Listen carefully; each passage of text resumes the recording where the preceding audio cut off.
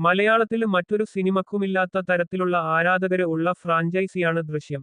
വലിയ fan following ഉള്ള മറ്റു ചില ഫ്രാഞ്ചൈസികളും മലയാളത്തില് ഉണ്ടെങ്കിലും മറുഭാഷാ പ്രേക്ഷകർക്കിടയില് ദൃശ്യത്തോളം വേരോട്ടെ അവക്കൊന്നുമില്ല. ഇത്രയധികം റീമേക്കുകൾ വന്നിട്ടുള്ള മറ്റൊരു മലയാളം ഫ്രാഞ്ചൈസിയും ഇല്ലതാനും. ഇക്കാരണത്താൽ തന്നെ വലിയ പ്രീ റിലീസ് പബ്ലിസിറ്റിയോടെ എത്തിയ ചിത്രമാണ് ദൃശ്യം 3.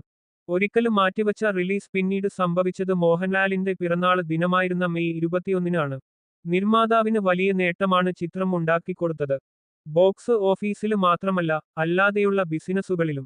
ഇപ്പോഴിതാ അത് സംബന്ധിച്ച കണക്കുകൾ ഔദ്യോഗികമായി തന്നെ പുറത്തെത്തിയിട്ടുണ്ട്. ദൃശ്യം ആദ്യ 2 ഭാഗങ്ങൾക്കും ലഭിച്ച രീതിയിലുള്ള പോസിറ്റീവ് മൗത്ത് പബ്ലിസിറ്റി ലഭിച്ച ചിത്രമല്ല ദൃശ്യം 3. മറിച്ച് സമ്മിശ്ര അഭിപ്രായങ്ങളാണ് ചിത്രത്തിന് ലഭിച്ചത്. എന്നാൽ അതൊന്നും ചിത്രത്തെ ബോക്സ് ഓഫീസില് തടഞ്ഞില്ല. ആദ്യ 2 ഭാഗങ്ങളില് നിന്ന് വ്യത്യസ്തമായി മലയാളം പതിപ്പ് ഇറങ്ങിയ ദിവസം തന്നെ തമിഴ്, തെലുങ്ക്, കന്നഡ മൊഴിമാറ്റ പതിപ്പുകള് തിയേറ്ററുകളില് എത്തി എന്നതും നിർമ്മാതാക്കളുടെ ഭാഗത്തുനിന്ന് ഉണ്ടായ സ്മാർട്ട് മൂവ് ആയിരുന്നു. അതിന്റെയൊക്കെ പ്രതിഫലനം ബോക്സ് ഓഫീസില് ഉണ്ടായി.